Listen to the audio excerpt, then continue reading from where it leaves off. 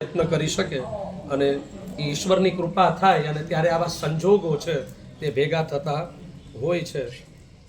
મહેન્દ્ર સાહેબનો અને બેનનો સંકલ્પ કે અમારે યજ્ઞ કરવો છે ત્યારે તે બહુ સરસ મજાની એક શબ્દ બોલ્યા હતા કે અમે બધા હનુમાનજીના ભક્ત છીએ. બસ આમ હનુમાનજી રાજી થઈ જાય, આપણા ઈષ્ટદેવ રાજી થઈ જાય તો તેનાથી રૂડું બીજું શું. ये गीत गजल तो बहाना है, मेरा मकसद उसे रिझाना है. આપણા ઈષ્ટદેવ રાજી થઈ જાય તો તેનાથી બીજું રૂડું કાંઈ ન હોઈ શકે. આપણે શરૂઆતમાં જ તે પ્રેરકભાઈ વાત કરી હતી કે હનુમત સ્મરણમાં આ તાકાત છે કે માનસિક આધિ, શારીરિક વ્યાધિ અને બૌદ્ધિક ઉપાધિ આખું જગત છે ને તે આમાંથી ત્રસ્ત છે, ગ્રસ્ત છે. કોઈએ બહુ સરસ વાત કરી છે કે પુરાની પ્રથા સે ગયે ઉબે હમ, નઈ સંસ્કૃતિ સે ભી ઘબરા રહે હૈ, नहीं कुछ समझते किए जा रहे हैं, प्रभु जाने अब हम कहाँ जा रहे हैं, प्रभु जाने अब हम कहाँ जा रहे हैं. ઘણીવાર આપણે જેને ગતિ અને પ્રગતિ સમજતા હોઈએ છીએ પણ તે અધોગતિ પણ હોય છે. તો ગતિ પ્રગતિ ક્યારે બને? જ્યારે હનુમાનજી મહારાજની કૃપા થાય અને ત્યારે ગતિ છે તે સહજ રીતે પ્રગતિ બને છે.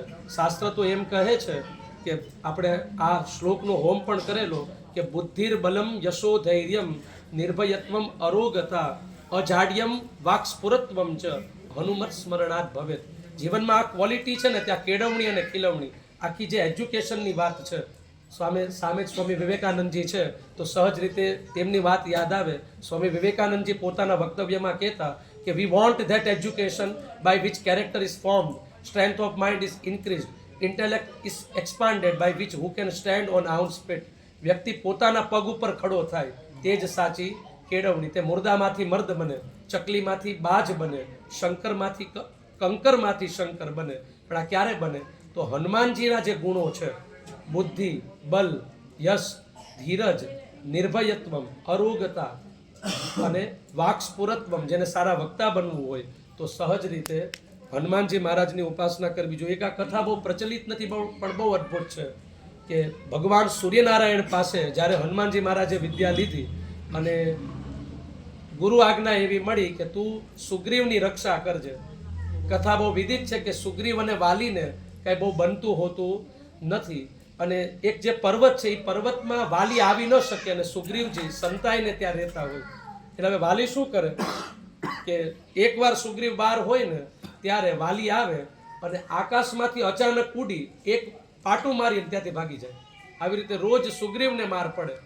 પણ સુગ્રીવે જ્યારથી હનુમાનજીનો આશ્રય શરૂ કર્યો, હનુમાનજી મહારાજ આવ્યા, હનુમાનજી મહારાજે એકવાર જોયું કે આ તો બહુ ખોટું થાય છે. એટલે જીવનમાં ક્યારેક પરાક્રમ પણ જરૂરી છે, ક્યારેક ધીરજ પણ જરૂરી છે, આઈ કેન વેઇટ પણ જરૂરી છે અને એડવેન્ચર પણ જરૂરી છે. તો એકવાર રાબેતા મુજબ વાલી છે તે આકાશમાંથી ઉડીને આવતો હોય અને સુગ્રીવને પાટું મારવા, ચરણ પ્રહાર કરવા જતો હોય ત્યાં હનુમાનજી મહારાજ છે તે વાલીનો પગ પકડે છે અને વાલીને કહે છે કે તને છેલ્લી વોર્નિંગ આપું છું, બાકી તારો પગ જો હું નીચે લાવી દઈશ ને તો ત્યાં ને ત્યાં તારા શરીરના ટુકડા થઈ જશે. આ જીવન પણ વાલીની જેમ આપણે બધાને પાટું જ મારતી હોય છે પણ સુગ્રીવની જેમ શરણાગત થઈ જઈએ, હનુમાનજી મહારાજના આશ્રિત થઈ જઈએ તો સહજ રીતે રામ સાથે પણ મિલન થઈ જાય. એક તો સરસ મજાની વાત છે કે જબ પૂછ लिया उसने किस बात का गम है तो फिर किस बात का गम है जब पूछ लिया उसने. તો બસ તો ભગવાન હનુમાનજી મહારાજની કૃપા થઈ જાય તો જીવનમાં કલ્યાણની કુંચીઓ, આનંદની કુંચીઓ છે તે ખુલી જતી હોય છે. આવો બે હાથ જોડી હનુમાનજી મહારાજને પ્રાર્થના, વંદન. લોકાભિરામમ રણરંગધીરમ